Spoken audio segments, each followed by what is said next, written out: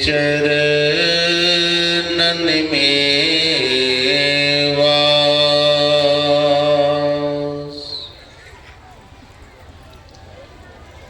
करुणा के अवतार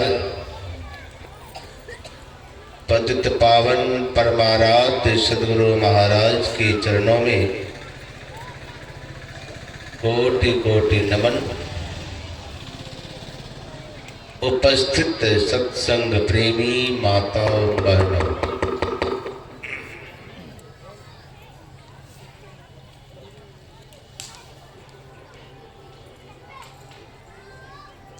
उधर बाजा बजता था, यहाँ बाजा जाता, यहाँ का बाजा का पता नहीं चलता।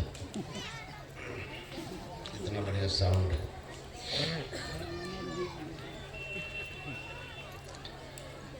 अभी सुन रहे थे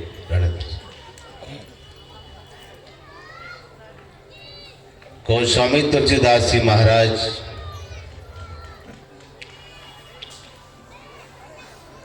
द्वारा रचित रामचरित मानस सार सटीक से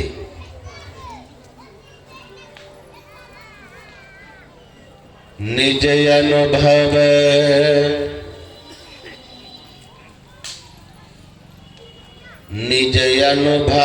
अब कहो खगेसा,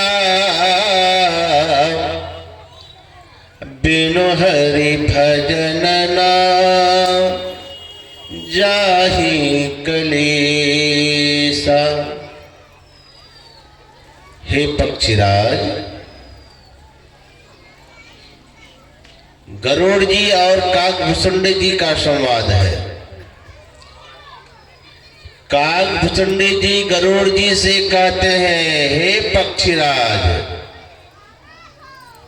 मैं अपना अनुभव सुना रहा हूं, मैं अनुभव की बात बता रहा हूं। क्या कि कोई अगर दुख का अंत करना चाहता है, कलेश का अंत करना चाहता है, तो परमात्मा की भक्ति करना ही पड़ेगा। एक नौजवान रहिए, वो युवक सब बच्चा तो 8-10 ठो मिलकर झुंड बना लिया है, वो चारों तरफ घूमता है, गप करता है।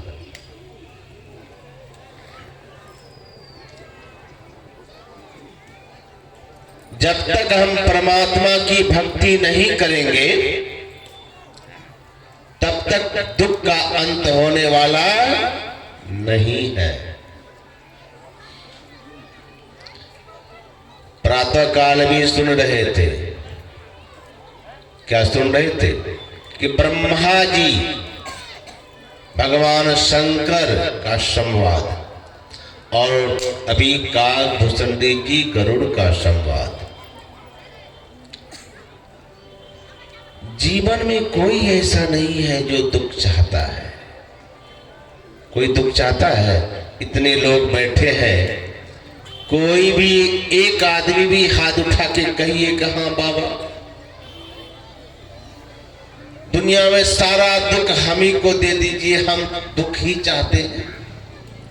कोई नहीं, कोई दुख नहीं चाहता है, लेकिन फिर भी दुख आता है कि नहीं? दुख आता है। नहीं चाहने पर भी क्या होगा? दुख आएगा आपके जीवन में, और आता भी है। अच्छा, दुख आता क्यों है? हम चाहते नहीं है कि हमारे जीवन में दुख हो, संकट हो, विपत्ति हो, दुख का दिन देखना पड़े। फिर दुख आता क्यों है? और फिर दुख कोई चाहता भी नहीं है। लेकिन कबीर साहब कहते हैं, हमको तो दुख ही चाहिए, सुख नहीं चाहिए। क्यों? कबीर साहब कहते हैं, सुख के माथे सिल पड़े, नाम हृदय से जाए, बलिहारी व दुख की जो पल पल नाम रटाए। देखिए, दुख तो चाहते नहीं है हम लोग, लेकिन दुख है, अभिशाप मानते हैं। लेकिन दुख ही एक ऐसा चीज है जिसके कारण लोग भगवान को, गुरु को, साधु पुरुष को, संत को याद करते हैं। आपके जीवन में कोई दुख नहीं, कोई संकट नहीं, कोई क्लेश नहीं, तो आप निश्चिंत होकर के संसार में यह काम वह काम उधार उधार बिल्कुल अलमस्त घूम रहे, कोई चिंता नहीं। लेकिन घर में थोड़ा संकट आ जाए, कष्ट आ जाए तो दौड़ पड़ते हैं कहाँ? गुरु महाराज के दरबार में, संतों के पास, साधुओं के पास। बाबा बहुत दुखी हूँ, बाबा बहुत दुखी हूँ। क्यों? यह काम वह दुख वह दुख, 1000 दुख। कब आए? साधु के चरण में कब आए? गुरु के चरण में कब गए? भगवान के चरण में कब गए? जब हम आपके सिर पर दुख आता है, और सुख आता है तो कोई नहीं जाता, कोई जाना नहीं चाहता। सब मौज में मस्ती में घूमते रहते हैं। दुख कोई पसंद नहीं करता, लेकिन दुख आता है। कैसे आता है? अरे जैसे हम आप दुख नहीं चाहते हैं, दुख आता है तो सुख भी आएगा। नहीं भी चाहेंगे फिर भी सुख हम आपके जीवन में आएगा, सुख आएगा। लेकिन अंत कैसे होगा? आना जाने से काम नहीं चलेगा। यहाँ का दुख का अंत होना चाहिए। दुख कभी नहीं अभी हमारे जीवन में, दुख हमारे जीवन में नहीं आते,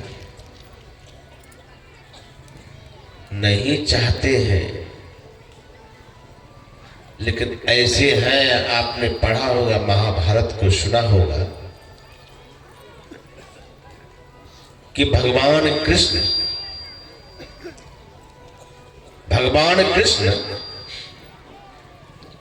पांडव के साथ थे, हमेशा पांडव के साथ रहा करते थे। भगवान किस पांडव के साथ है, और पांडव के हर परिस्थिति में भगवान ने सहायता की है। हर परिस्थिति में कितना बड़ा से बड़ा दुख भी आ जाता था, फिर भी भगवान उस दुख को ऐसे समाप्त कर देते थे जैसे समुद्र में बूंद समा जाता है। कठिन से कठिन परिस्थिति में भी भगवान ने पांडवों की रक्षा की है हर तरह से। लेकिन जब वही पांडव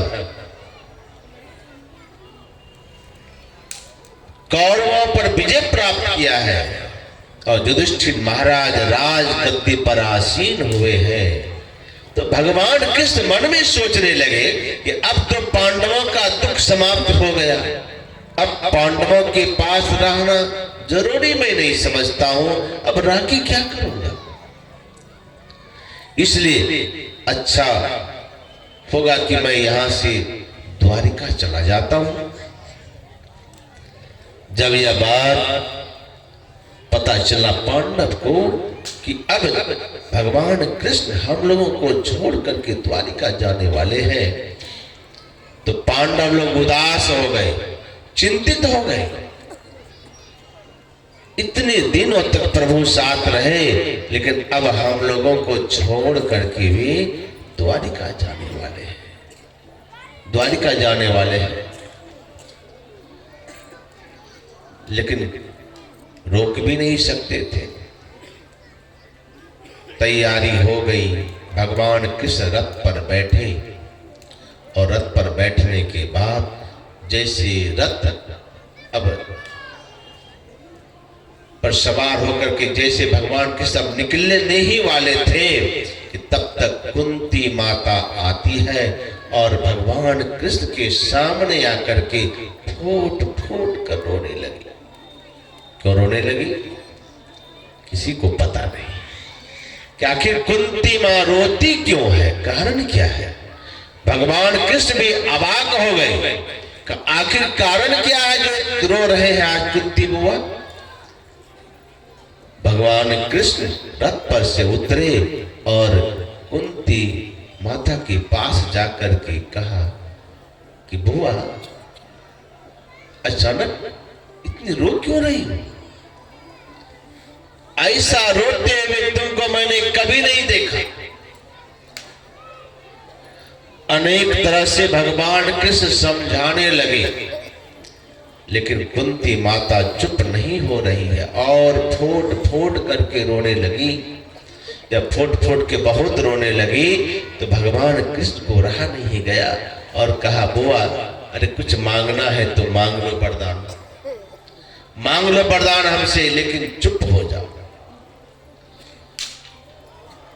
भगवान कृष्ण ने जब कहा कि बुआ कुंती कुछ मांग लो, जो मांगना है मांग लो, तो माता कुंती कहती है, हे कृष्ण अगर देना ही चाहते हो तो एक वरदान दे दो। क्या?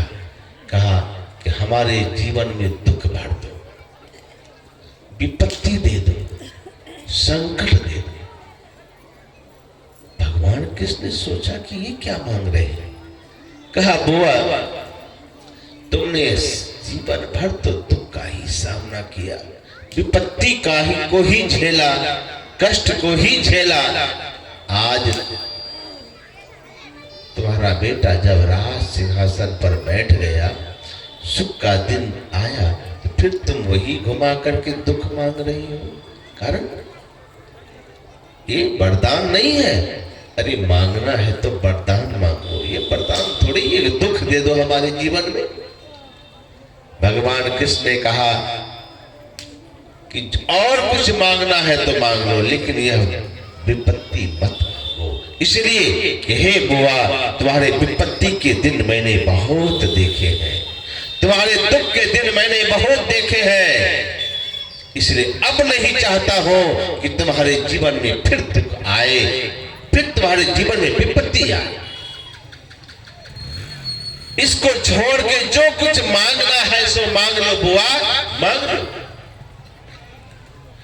माता कुंती कहती है कि हे कृष्ण अगर देना है तो हमको यही वरदान दो, वरना हमें दुनिया में कुछ भी नहीं चाहिए।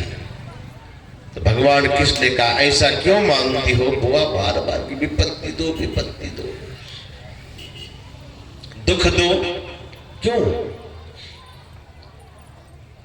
माता कुंती कहती है, कृष्ण इसलिए मैं मांग रही हूं कि जब जब मैं दुखी थी, मेरा बेटा संकट में था, हमारे बेटे मौत के मुंह पे खड़ा था, दुख मंडरा रहा था मेरे सिर पर, मेरे बेटे के सिर पर, तो मैंने देखा है कृष्ण कि तुम कठिन से कठिन परिस्थिति में भी मेरे बेटे के दुख भी साथ रहे और मेरे भी साथ रहे। जब जब हमारे पास दुख, तब तक तुम मेरे साथ। देखो समय बदल गया ना, हमारे जीवन से दुख विदा हो गया और थोड़ा सा सुख तो आया है। मेरा बेटा राज सिंहासन पर क्या बैठा, अभी तो सुख की शुरुआत भी हुई है दिन का, लेकिन देखो कि तुम मुझे और मेरे बेटे को छोड़ करके द्वारिका जाने लगे, तो मैं सोचने लगी इतने दिनों से कृष्ण तो हमारे साथ थे, आज कृष्ण द्वारिका क्यों जा रहे हैं? तब मैंने देखा, ओहो एक कृष्ण ने देख लिया कि अब हमारे बुआ के ऊपर में कोई कष्ट नहीं, पांडवों के ऊपर में कोई कष्ट नहीं, तो अब रह के यहाँ क्या करूं? मतलब मेरा कष्ट का अंत, मेरे दुख का अंत और तुम्हारा जाना निश्चित। मतलब जब जब हमारे अंदर हमारे पास दुख था, तुम भी हमारे पास थे। मैं समझ गई कृष्ण, मैं समझ गई, यही समझ गई कि तुम दुख के साथी हो, सुख के साथी नहीं, सुख के साथी नहीं हो। आज सुख का दिन आया, थोड़ा सा खुशी का दिन आया, तुम मुझे छोड़ के जा रहे हो ना। इससे अच्छा तो दुखी था ना कृष्ण कि हमेशा तुम मेरे साथ में रहा करते थे। इसलिए हे कृष्ण वरदान ही देना है तो दुख का वरदान दो, विपत्ति का वरदान दो। जब तक हमारे पास विपत्ति रहेगी तब तक तुम हमारे साथ रहोगे, श्री सद्गुरु महाराज की जय। तब तक तुम हमारे साथ रहोगे। इसीलिए मैंने कहा कि हे कृष्ण, देना है तो दुख दो, वरदान में यही मैं चाह रही हूं। भगवान कृष्ण ने कहा कि बुआ, तुम्हारे अंदर में यही भावना है ना कि भगवान हमारे साथ रहे, भगवान हमारे साथ रहे। तो सुनो, मैं तो पुनः फिर तुम्हें दुख का वरदान नहीं दे सकता, लेकिन तुम्हारे अंदर में यह कामना है कि कृष्ण हमारे साथ रहे। जाओ, मैं उनके पास हमेशा रहता हूं, किनके पास? बुआ कंती, जो मेरा भक्ति करता है, मेरा भजन करता है। तुम मुझे अपने पास रखना चाहती हो, दुनिया का कोई भी वैभव समर्पित कर दोगे, मैं साथ रखने वाला नहीं। एक ही साधन है हमें बस करने का, वह है भक्ति। जाओ, मैं तुझे भक्ति का वरदान देता हूं। बुआ, भक्ति करो, मैं तुम्हारे साथ में हमेशा रहा करूं। श्री सद्गुरु महाराज की जय। भक्ति करो, मैं हमेशा साथ रहा करूंगा। आज वही बात हमारे काकभूषणी जी कहते हैं। हे गरुड़ जी, हे पक्षीराज, दुख का अंत कब होगा? जब हम सुख के सागर में जाएंगे, सुख के धाम में जाएंगे।